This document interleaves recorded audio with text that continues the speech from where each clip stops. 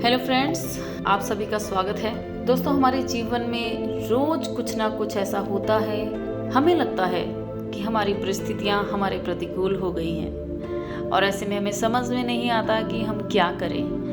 तो आज हम इसी टॉपिक के साथ आए हैं कि परिस्थितियों को अपने अनुकूल कैसे बनाया जाए।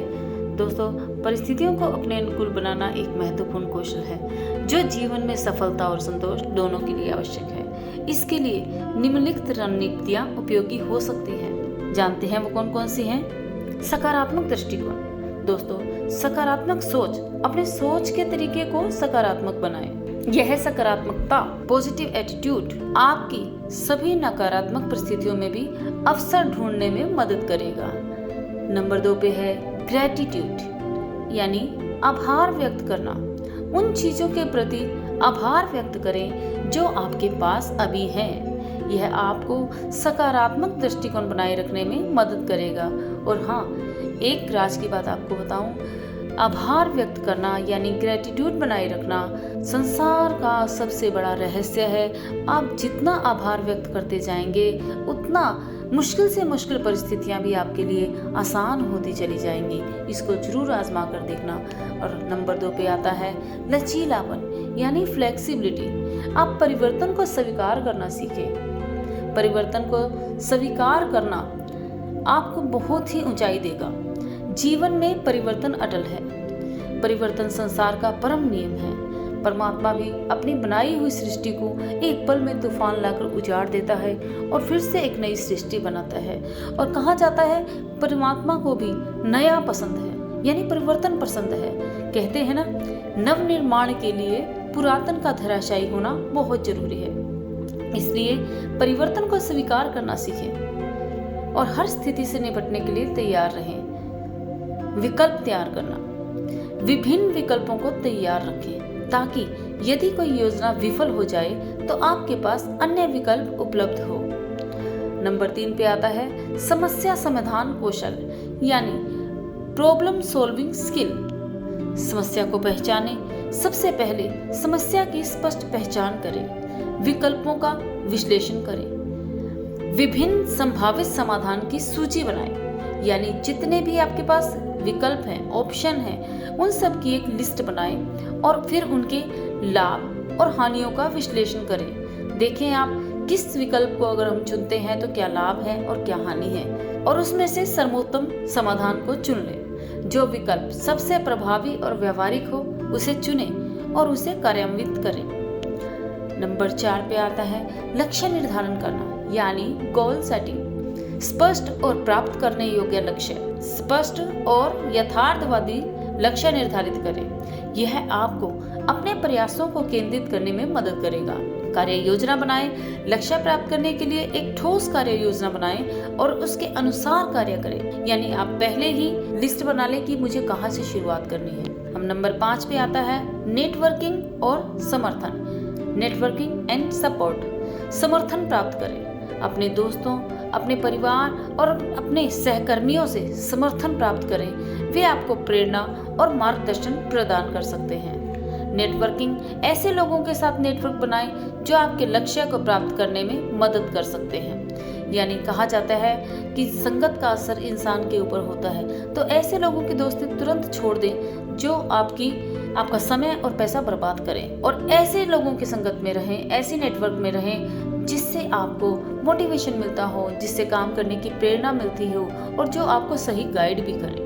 नंबर 6 पे आता है ज्ञान और कौशल बढ़ाना, नॉलेज एंड स्किल एनहेंसमेंट। शिक्षा और प्रशिक्षण। अपनी शिक्षा और कौशल को लगातार बढ़ाएं। यह आपको बेहतर निर्णय लेने में और समस्याओं को हल करने में सक्षम बनाएगा। यानी अपने अंदर नई नई स्किल पैदा करें और उसको सीखने के लिए बेहतर प्रयास करें। कुछ नहीं आता तो उसको सीखने की कोशिश करें और इसमें बिल्कुल भी शर्म नहीं करें, चाहे आपको अपने छोटे से ही क्यों ना सीखना हो। नए कौशल सीखें। वर्तमान परिस्थितियों के अनुसार नए कौशल सीखें जो आपको अधिक अनुकूल बना सकते हैं। नंबर 7 पर आता है स्वयं पर विश्वास, सेल्फ बिलीफ। अपने आप पर विश्वास रखें और यह समझें कि आप किसी भी परिस्थिति का सामना कर सकते हैं। आत्म सुधार करें। अपने अंदर देखें कि मुझ में क्या क्या कमियां हैं जिसमें मैं परिवर्तन करके, जिसको ठीक करके और अच्छा बन सकता हूँ, अपने आप को सुधार सकता हूँ। और अपने आप को स्वीकार करना, अपनी गलतियों को स्वीकार करना ही बहुत बड़ी कला है। और बहुत इससे आप अपने आप में बड़े बन जाते हैं। और जब आप मानते हैं कि मुझ में सच में ही ये कमी है, तो आप उसे पूरी तरह से बदलने की कोशिश भी करते हैं, जो कि आपकी प्रोग्रेस के साथ जुड़ी हुई है। नंबर 8 पे आता है संयम और धैर्य, यानी पेशेंस एंड परसिस्टेंस। धैर्य बनाए रखें, कठिन परिस्थितियों में धैर्य बनाए रखें, हार ना माने, संयम बरतें, स्थिति को सही समय और सही तरीके से संभालें। जल्दबाजी में निर्णय बिल्कुल ना लें। जल्दबाजी में लिए हुए निर्णय कभी कभी बहुत खराब साबित होते हैं, इसलिए हमेशा धैर्य से काम लें। जब भी मुश्किल परिस्थिति आती है ना, वो आपको चेंज करने के लिए आती है, आपकी परिस्थितियों को चेंज करने के लिए आती है। तो ऐसा लगता है कभी कभी तो हमें कि ये यार ऐसा क्यों हो गया, अब पता नहीं क्या होगा। लेकिन एक बहुत बड़ा फार्मूला है कि अगर आप अपने अंदर ये बिठा लें कि जो भी हो रहा है ना, मेरे साथ अच्छा हो रहा है, और ये जो सेंटेंस है ना, ईश्वर जो भी करता है अच्छा ही करता है, या मेरे साथ जो भी हो रहा है वो अच्छा हो रहा है, ये आपके अंदर बहुत बड़ा धैर्य लाएगा। और साथ ही इस इंटेंशन से अगर आप कुछ भी कार्य करेंगे ना, आपको कभी ग्लानि फील नहीं होगी। इसलिए संयम बनाए रखें और धैर्य बनाए रखें। और नंबर 9 पे आता है तनाव प्रबंधन, यानी स्ट्रेस मैनेजमेंट। दोस्तों, ये सबसे बड़ी समस्या है। हम छोटी छोटी परिस्थितियों से ना डिप्रेशन में आ जाते हैं, स्ट्रेस में आ जाते हैं। तो इसके लिए आप योग और ध्यान का भी सहारा ले सकते हैं। योग और ध्यान जैसे तनाव प्रबंधन तकनीकों का अभ्यास करें। चाहे कुछ भी हो, कितना भी आपके पास टाइम ना हो, लेकिन फिर भी अपने लिए 10 मिनट योगा के लिए निकालें। चाहे आप उसमें जॉगिंग करें, एक्सरसाइज करें, डांस करें, और फिर 10 मिनट के लिए चुपचाप मौन होकर बैठ जाएं। आपको पता है, जितने भी आविष्कार हुए ना इस दुनिया में, वो शांति में हुए, मौन में हुए। इसलिए 10 मिनट की एक्सरसाइज के बाद अपने आप को स्थिर करना सीखें। 10 मिनट के लिए बिल्कुल शांत होकर बैठ जाएं। इससे आपको नई ताजगी फील होगी और आपका दिमाग नई नई थिंकिंग पैदा करेगा। आपके अंदर न्यूरॉन्स की बढ़ोतरी होती जाएगी, न्यूरॉन्स पैदा होंगे नए नए, तो उससे आपको नए नए थॉट्स आएंगे। और फिर आप जैसे ही उठेंगे ना, तो आपको लगेगा यार ये विचार आया है और इससे लगता है कि मुझे इस पे काम करना चाहिए। तो ये आपको आराम भी देंगे और विश्राम भी देंगे।